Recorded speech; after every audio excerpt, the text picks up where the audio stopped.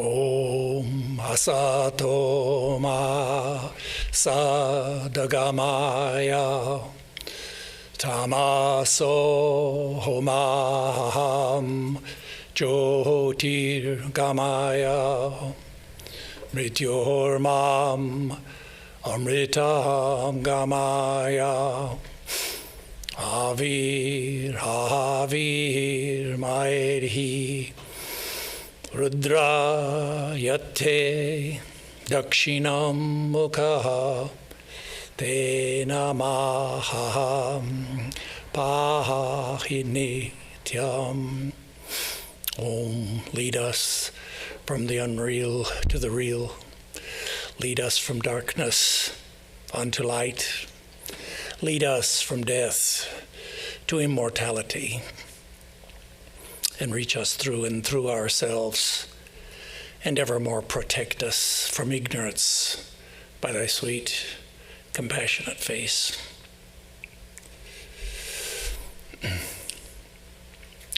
So my subject this morning is Vedanta in 5 words.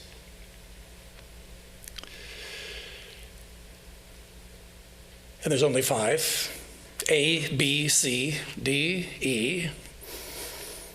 Think of them as building blocks.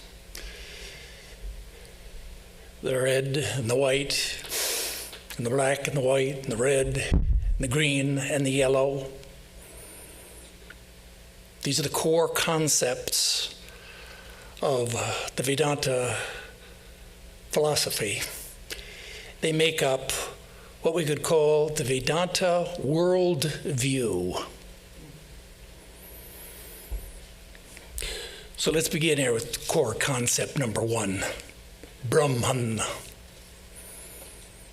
Brahman is the ultimate non-dual reality. It's indescribable. It's ineffable, because it is beyond speech and mind. Language is logical and is dualistic. And everything that can be said in language is exclusive. It defines and excludes, and therefore it can never define the non-dual reality. The essential definition, therefore, of Brahman is neti neti. That means not this, whatever you can think of. It's not this, it's not that.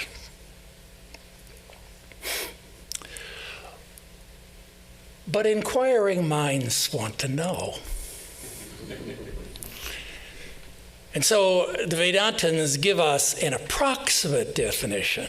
Now they're going to use some words here, which they're called excluder predicates. That means we can't insist on them being taken literally, but they are going to help us to clarify what we mean by the non-dual reality. Now we could start with the Brahman, we could say, is being. Being with a capital B. Being is the universal predicate. We could say that it is the ground of being. Brahman also, we could say, is the substance of all things.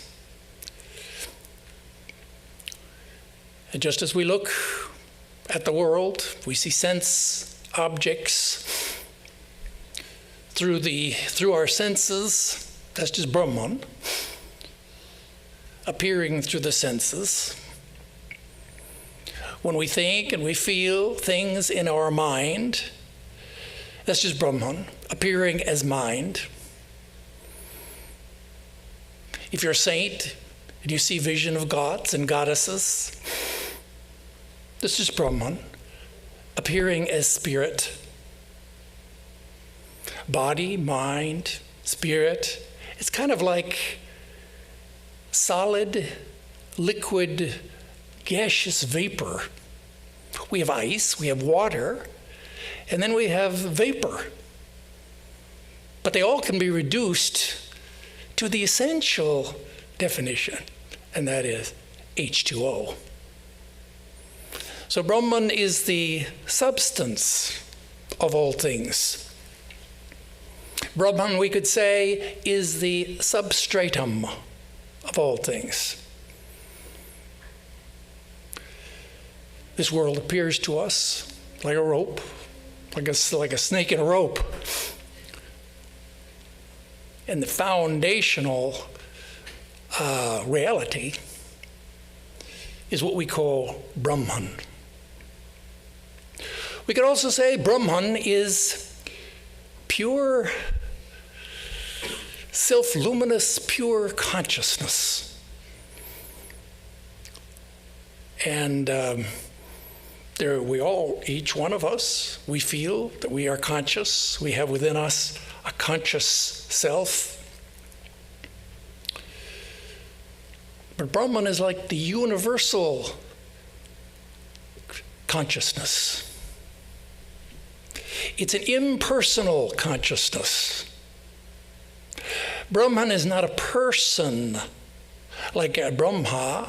That is, he doesn't have a name. He doesn't have a gender. And although I'm saying he, well, it's just a default in the language. It's not a he or a she.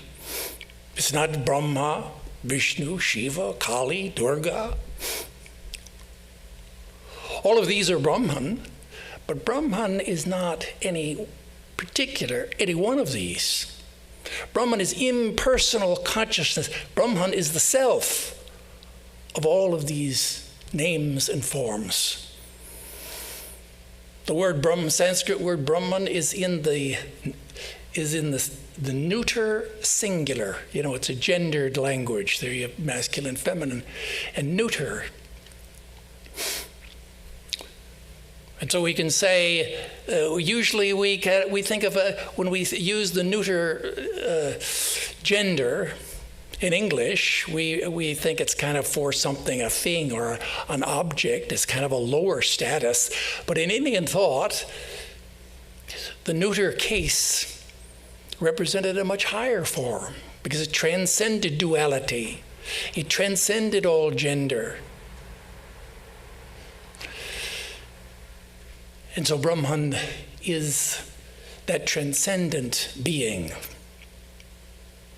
We can say that Brahman can be defined as the infinite. There can only be one infinite. You can't have two infinites. There's only one infinite. And that is the non-dual, ultimate non-dual reality. Brahman is beyond time, space, and causation. That is, it is the absolute. This is a philosophy of the absolute. That means the one only without a second. When we say that, we don't mean that it's one God in heaven who's created the world, which is separate. And we don't mean that we say it's one, we don't mean that it is one whole that has many interior parts, because Brahman has no parts. Brahman is a non-dual one in the sense of a non-dual reality.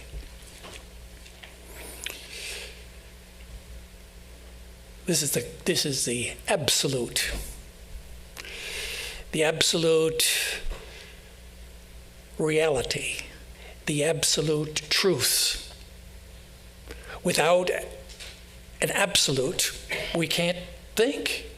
We can't communicate.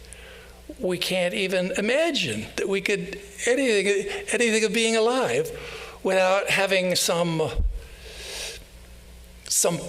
which we can say is true. So Brahman is the truth with a capital T. There is one ultimate truth. We cannot escape the absolute. we cannot deny the absolute truth. And so this is the first principle of the Vedanta philosophy. Brahman. Let's look at the second one. The second word, our fundamental concept, is Ishvara. Ishvara, don't be afraid of Sanskrit words. You know, these are just a small little handful. Ishvara is the god of Vedanta. His name is not Ishvara.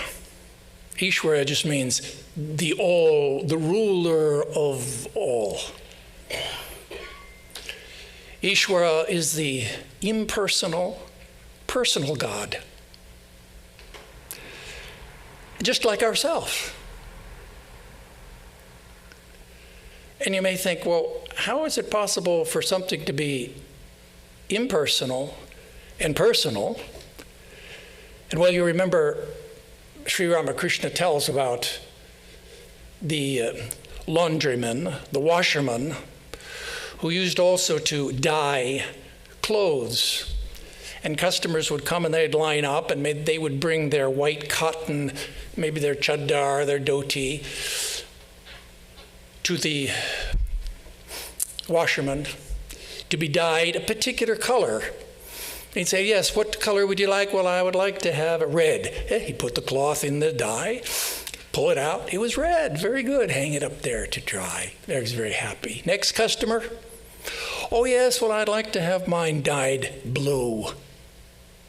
Oh, no problem, said the washerman. Yes, just stick it right in, puts it in the dye, comes out beautiful, blue color. Customer is so happy, put it up there to dry. Well, like this, one after the other, different colors. Meanwhile, in the waiting in line, there was another man there. He was kind of curious. He's seeing this going on. He says, how is this possible? And so when it came his turn, he came up and the washerman said, what color would you like? He said, please dye this the color of the dye that's in your vat. The washerman think, well, sorry, I can't do that because this dye only appears in the form that the color that the customer requests. And so it was Brahman is like, Ishvara, that is, God is like that. Impersonal, personal God. God, we can't discuss philosophy and religion without God. God is a person like ourselves. And just as we have a body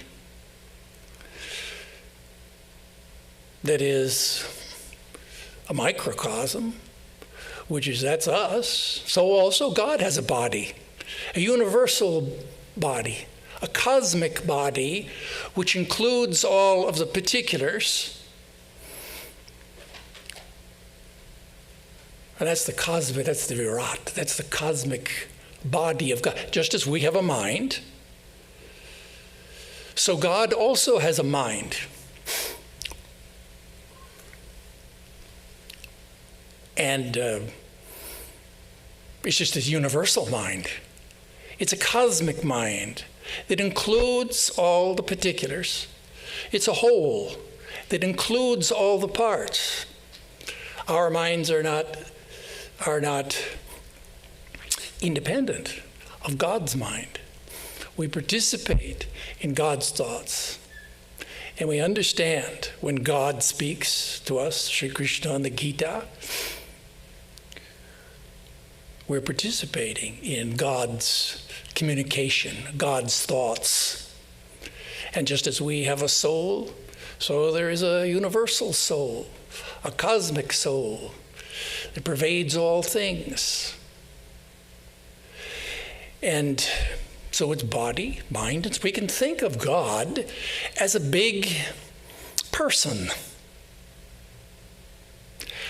Actually, you have to maybe say he's like a meta person. And we could call Ishvara the cosmic man. And just visualize when we think of God, if you're a cat, maybe you think of God as a cat. Or a dog is a dog, but we're human. So when we think of God, he has a name and form. Well, he must be in the form of a man. That's the cosmic man.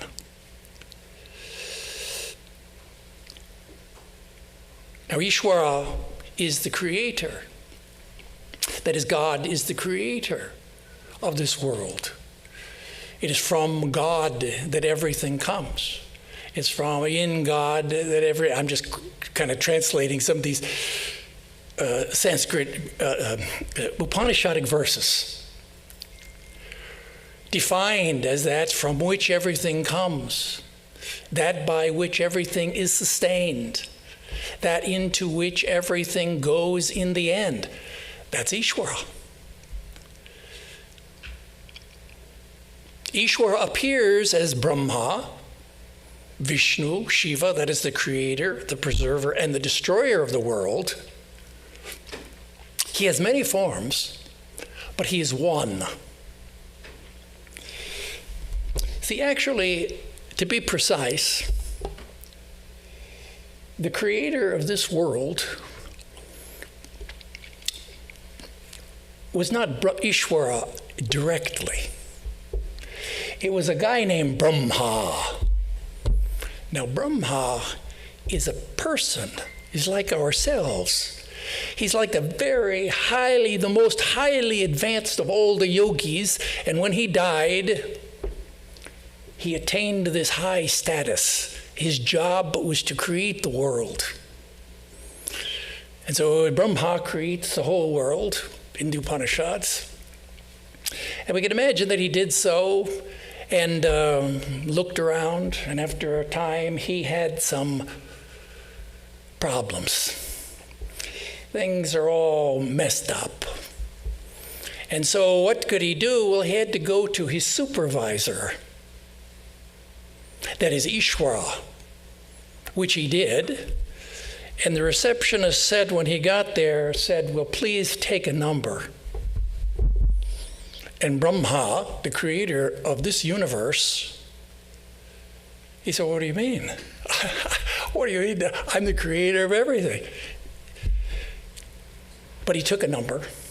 He was shown to a room, and when he opened the door there, what did he see? Oh, he saw hundreds and thousands of other Brahmas like himself. They all were here to see Ishvara. That means they all were creators of a universe. Ishvara is the creator, we could say, of the multiverse. Ishvara creates this world, that is God, creates this world has a wonderful power. That power is called Maya. Maya is that which makes the impossible possible. It is through Maya that Ishvara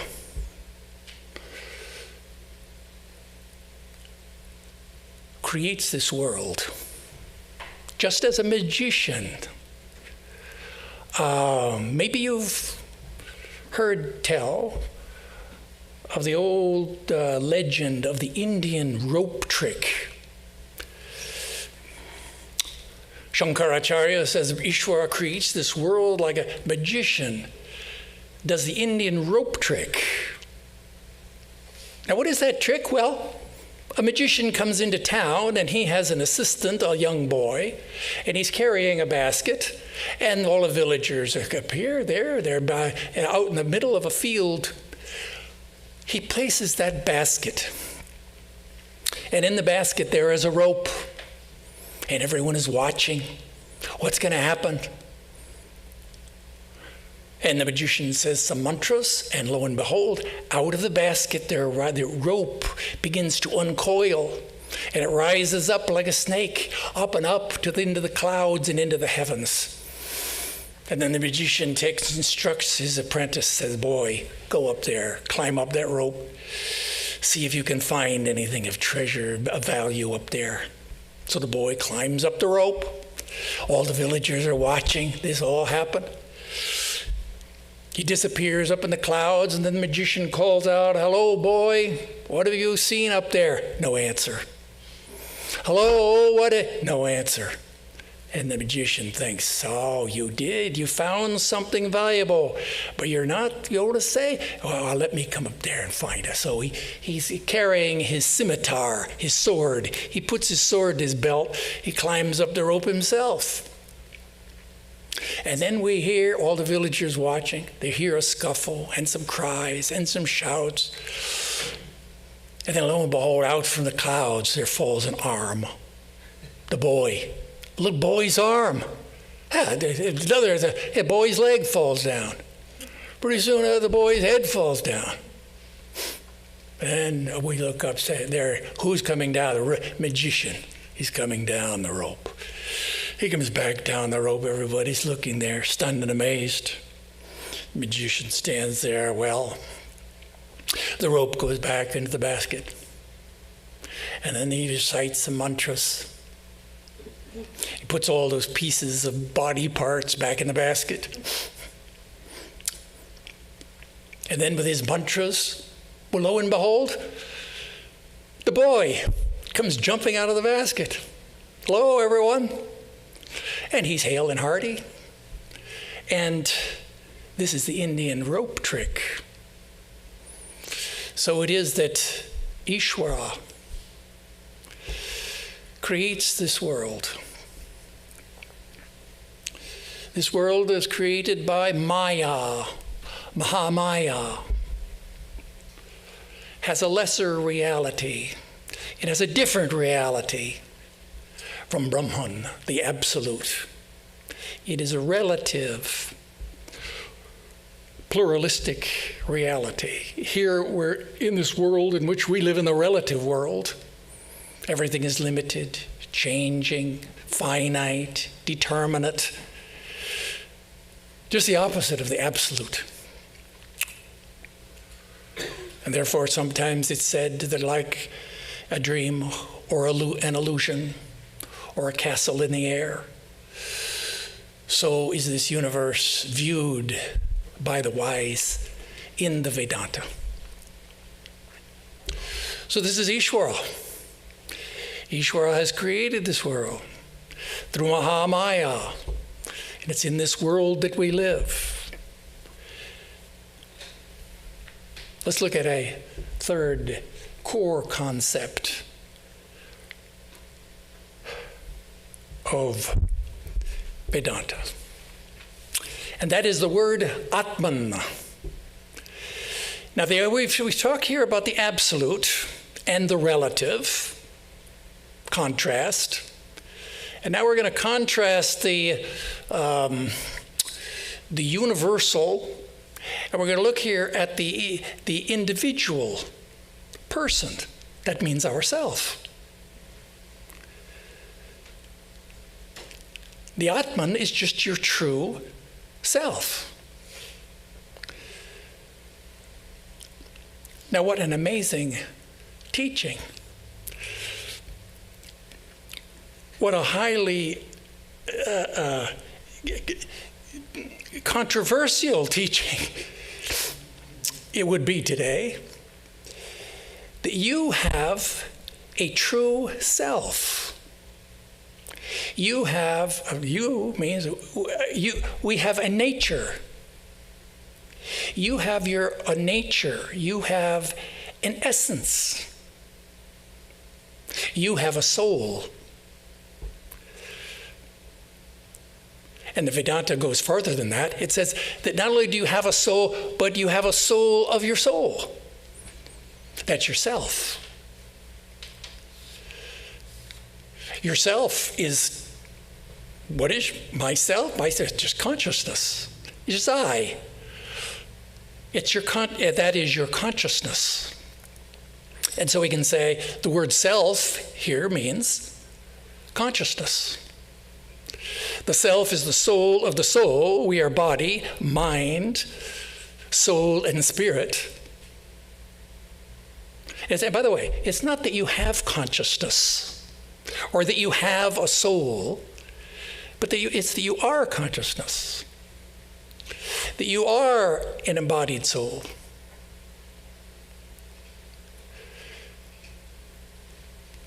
We could call this conscious. What is the conscious? What is the consciousness within us? We could call it the spirit. The spirit is that transcendental, otherworldly, immaterial part of ourselves that is our true nature, our original condition. And the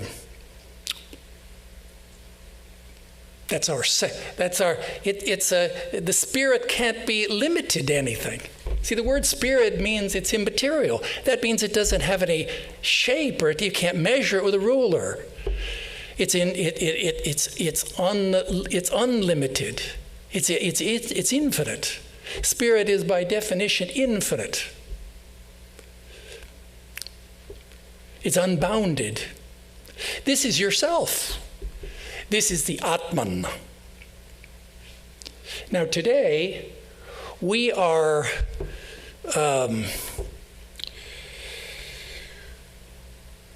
we're estranged from our true nature. We kind of you can't help but have a kind of an affirmational response to the idea of your being an infinite being. But we know too, that's not the way I feel. I feel very finite, very limited, very localized. And it seems like this idea of the Atman is something which is far away from me. And it's true. That's because we live in this world of Maya. We're forgetful of our true nature. It's almost as if we have two selves. And the classic analogy is given to us in the Upanishads. We're going to visualize a forest. And there in that forest, there's so many big trees. Oh, and there as we look at one tree, one mighty tree there, and perched on the tree as we look closely, we can see that there are two birds perched on the self-same tree. One bird is on the lowest branches, and he's hopping around, and he's eating the sweet and the bitter fruits that are on those lower branches. The other bird, the higher bird, is perched on the highest branch, and he's looking on without eating. Now the lower bird goes and hops around. He gets a sweet fruit, he's happy. Gets a very bitter fruit, feels discontent, and looks up. And there he sees that higher bird. He's inspired. And he hops up one or two branches, try to get closer to that higher ideal. And then he gets distracted again. He eats the sweet fruits, the bitter fruits, gets a particular bitter fruit. He looks up again. Yeah, thinks, yes, that's a higher ideal. He hops up one branch, two branches, gets distracted again. And so like this, time passes. And gradually that lower bird hops up and higher and higher. Until one day, he makes a final jump. And lo and behold, where at first we saw that there were two birds, there's really only one.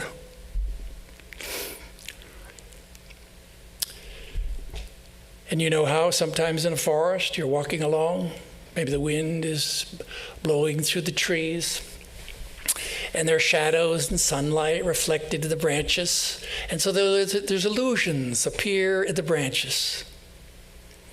So here too, it was an illusion that there were two birds. There's really only one bird all along.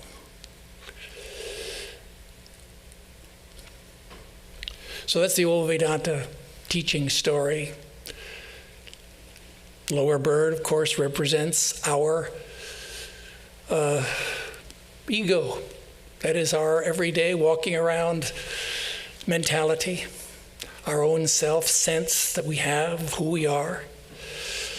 And as a result of our karma, we enjoy the sweet and the bitter fruits of life. We have experiences, and so we're motivated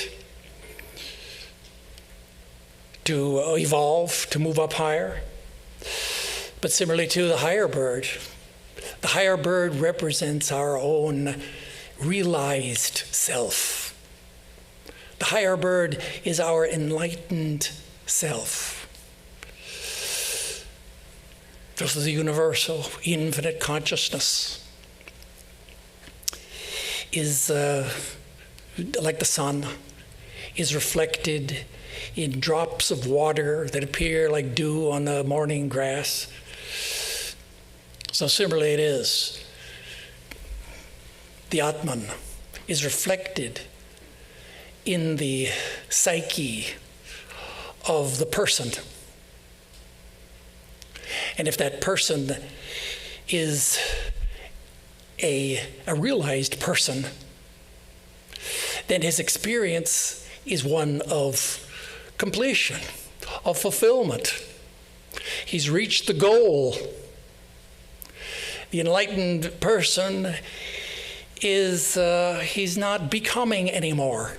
He's being. He's moved from becoming to being.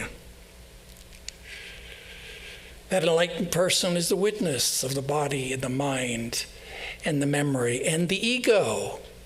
The enlightened person has an ego. It's called the ego of the jnani. Sri Ramakrishna used to talk about the unripe ego. You can't get rid of the ego. It's the unripe ego and the ripe ego. The ripe ego is that which is the witness. And because he knows that he is the reflected light of that sun, that is the Atman.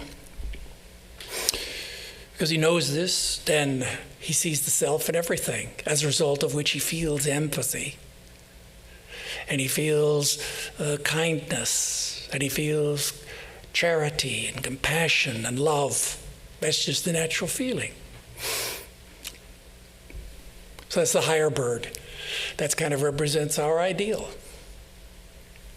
Now, sometimes we can ask, in your study of Vedanta, a question may arise, what's the difference between the Atman and Brahman?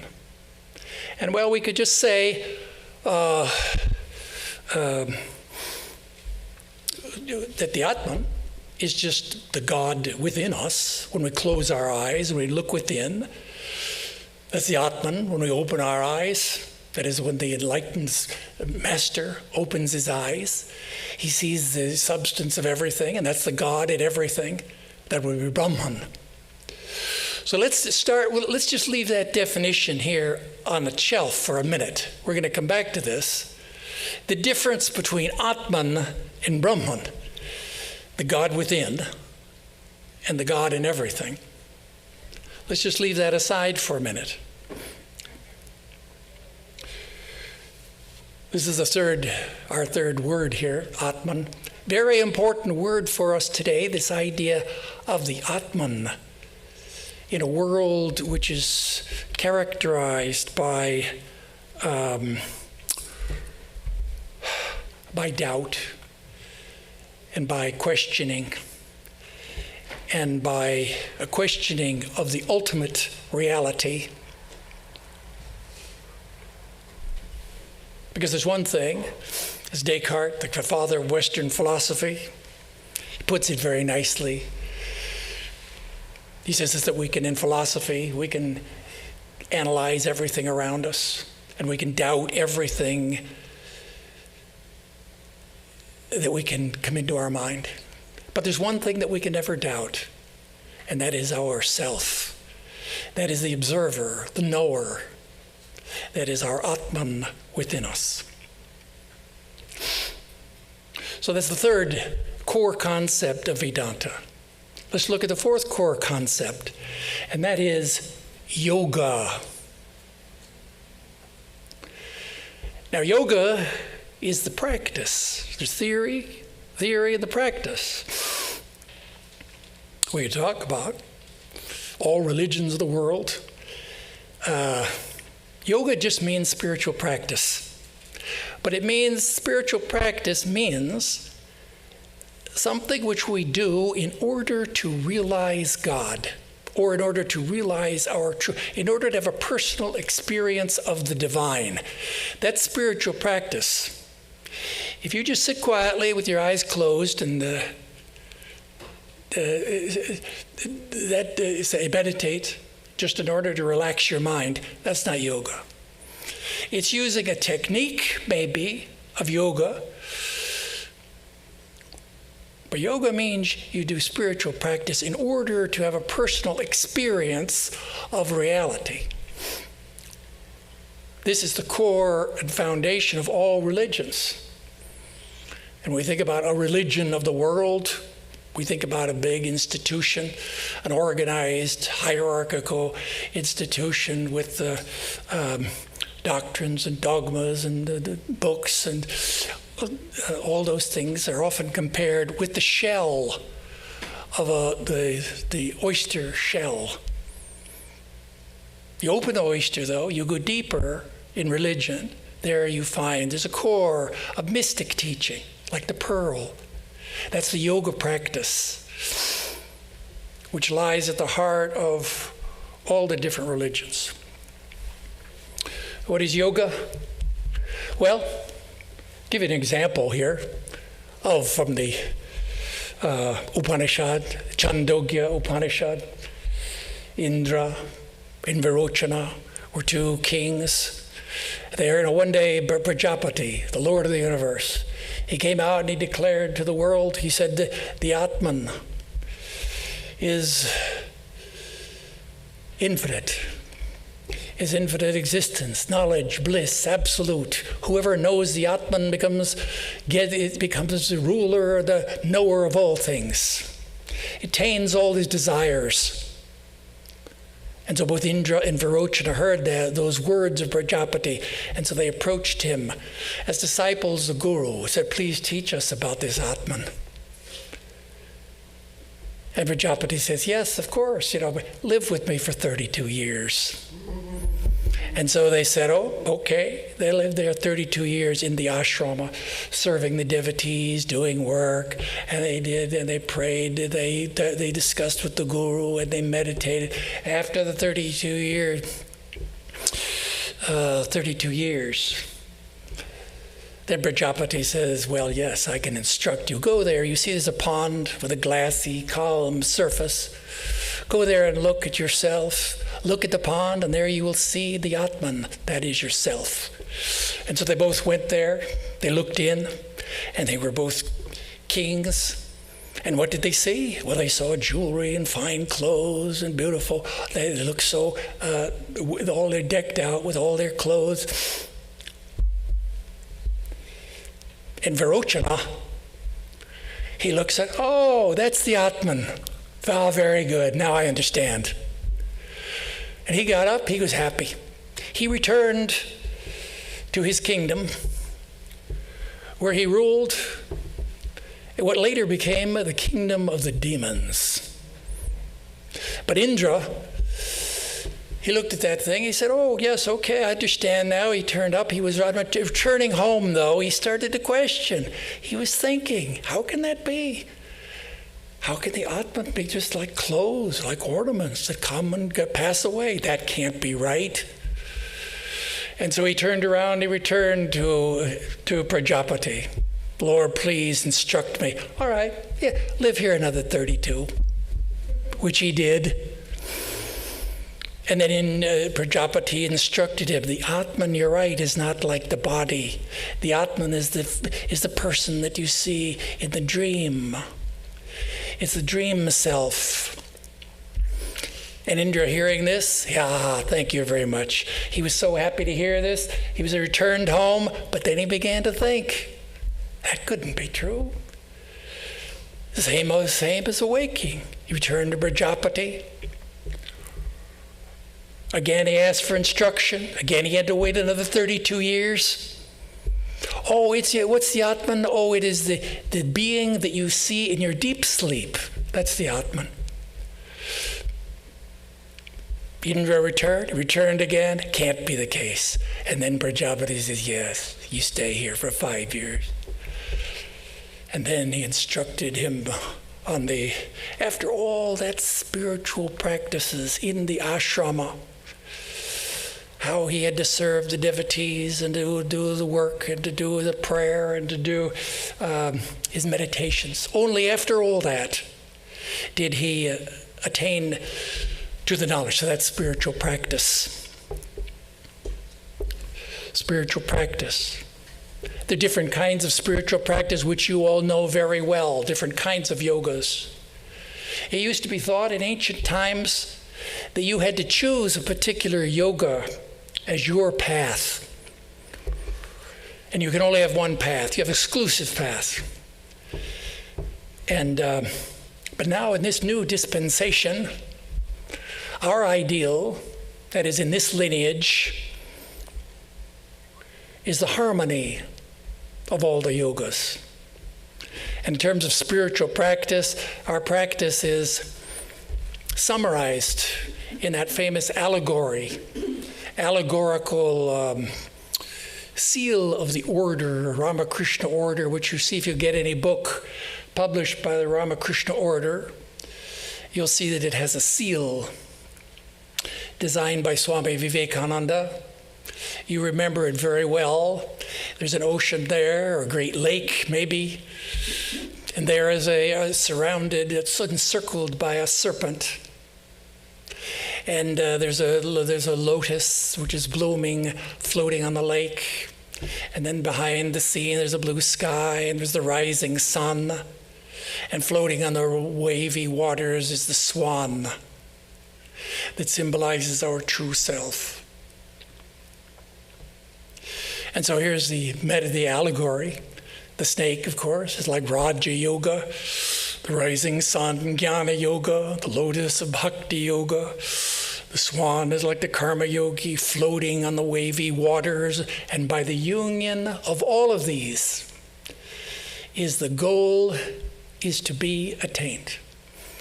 So this is our ideal in this lineage, that we aspire to harmonize in our lives all different forms of spiritual practice as instructed by our spiritual teacher.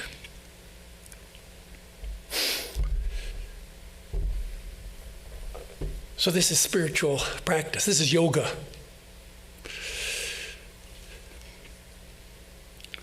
The most practical, that is the application of we could say the theory and the practice. We could say the knowledge and the being. And the being and the becoming, they go together. This is not an academic, this Vedanta is not an academic course study in philosophy. That's why we call it a philosophy and a religion. That is, there is the resumption is that there is an application of these principles, and that we aspire to realize these principles in our life. So let's come to the fifth word here. The fifth basic concept, These are like blocks. Remember, we're arranging these blocks. We can arrange them all different ways. And that word is moksha. Now, moksha means freedom. And you may say, well, okay, well, what's wrong with freedom? Why don't I just use the English word freedom? Yeah, we could do that. But when we think of freedom, we think of the American Revolution, liberty, Independence Day, 4th of July. We think of the Civil Rights Movement. And those are all included in the idea of freedom. But moksha in particular means spiritual freedom. So when we're thinking about freedom here, we're not thinking about some kind of social activism or political activism. We're thinking here about freedom. Well, what do we mean? The basic. What is spiritual freedom? Well, freedom from pain and suffering. Freedom from the false self, freedom from wrong notions about our true nature, freedom from hate and separation from God and others, freedom from attachment, freedom, in fact, from all limitation. Any limiting adjunct is limiting to us. We don't want anything to limit us, because the ultimate reality is defined here as the unlimited. We want to become unlimited. There's no happiness in things which are small and finite. There's only happiness in things which are infinite. And so that's our goal. And so we talk about freedom. How do we attain freedom in Vedanta? Well, this is the Vedanta. Tells you right there in the word. Vedanta means knowledge. It means the ultimate knowledge. We have to acquire the ultimate knowledge. And by knowledge here, we don't mean book knowledge. We don't mean scriptural knowledge. By knowledge here, the saints and sages mean direct, immediate, superconscious experience. That's what knowledge means. And that's what Vedanta means. This is the society which promotes superconscious experiences. It's the only way that we can attain freedom. There's no other way to attain freedom except through that superconscious, immediate, direct knowledge. And that means is that we have to realize the one only without a second. We have to realize that we are one with the world. We have to realize that we're one with God. That God is one with the world. That we are one with our higher self. And that there really is only one being throughout. And remember earlier I said here, what's the difference between the Atman and Brahman? Well, it appears to us, it's a good definition, the self within, and we see the self in everything, that's Brahman. But really the Vedantins cannot rest content with that definition, because the final conclusion of Vedanta is that the Atman is Brahman, that is, thou art that. Tattvamasi, the subject is one with the object. And we may think, well, how is that? That sounds like impossible. That sounds like a paradox. It sounds like a contradiction, but no. Vedanta teaches us that let's say you take a piece of white paper, you draw a line across it. One side of the line is the self, the other side of the line is the other, the Atman, our concept of God. And how can these two, one seems to exclude the other? That's true. Until we erase the line. Once we erase the line, then all that remains is the whiteness of the paper that unifies everything. There's really only one all along. And that's the goal and purpose of this Vedanta philosophy, is to achieve moksha. That is freedom from duality, freedom from the relative, and to attain to the absolute oneness of being. So these are just 5 concepts that we can, sometimes it's good for us to, I know it is for me, to go back to basics and to think more deeply about what some of these words mean to us. And when we begin to have understanding, and our realization will begin to dawn, and we'll begin to realize the fruits of the practice of the Vedanta world view.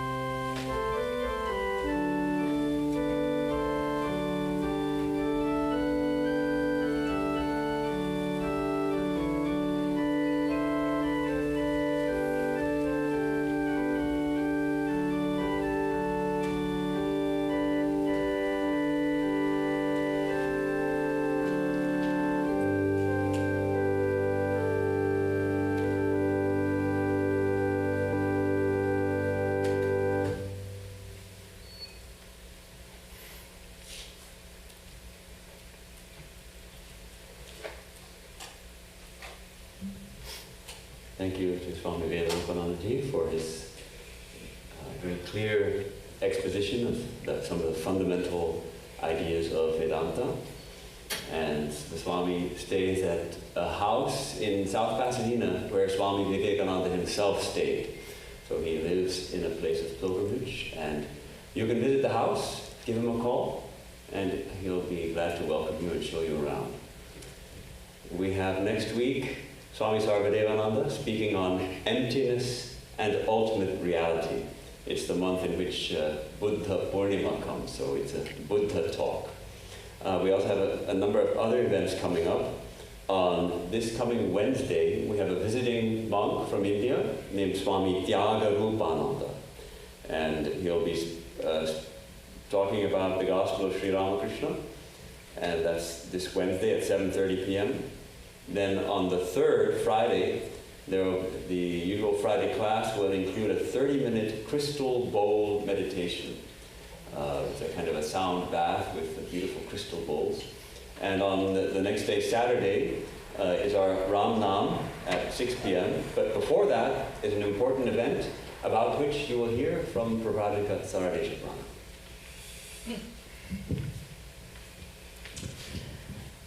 I think some of you have heard this announcement, but T.S. Barnum says you can never give it too often. So next Saturday at 2 o'clock, we are going to have an event that's rather unusual for our temple. Several months ago, members of the Clinton Foundation came to our interfaith councils to get volunteers for a drug education program. They did this for two reasons. Firstly, because of the increasing deaths from fentanyl overdoses, and partly because they wanted to remove the stigma that's attached to drug addiction. People who feel guilt and shame obviously dig more deeply into drug addiction or into any other kind of addiction, and they don't seek help. So that's why they organize this program. Part of the program is a community event, which is sponsored by the Clinton Foundation. So next Saturday at 2 o'clock, we are going to have a community event.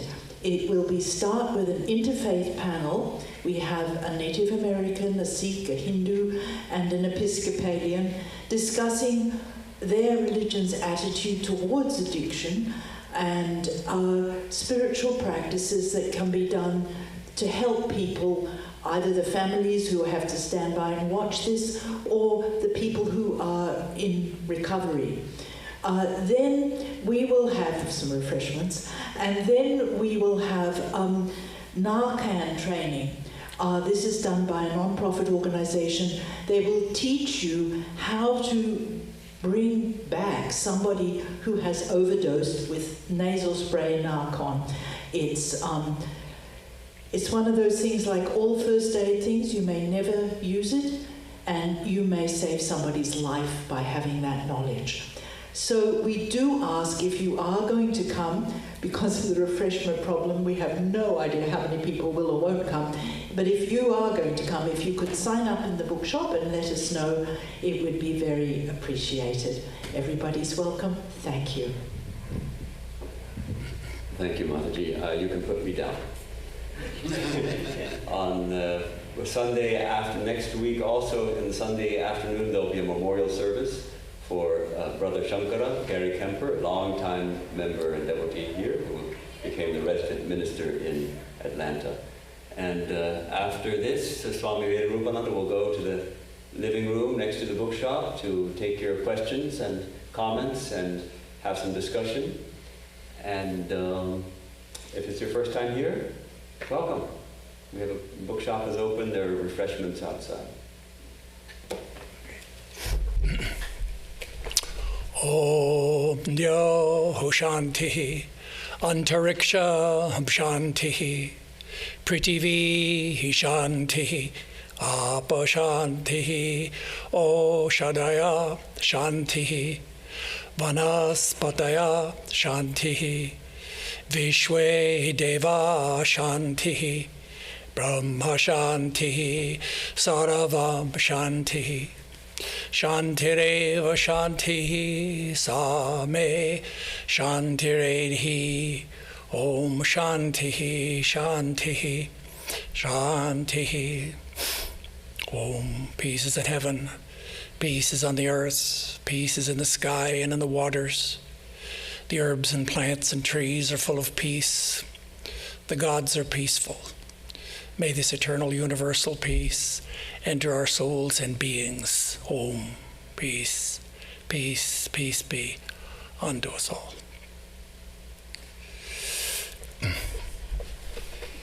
Yes, join us in the green room for your commentary, your pushback, disagreement.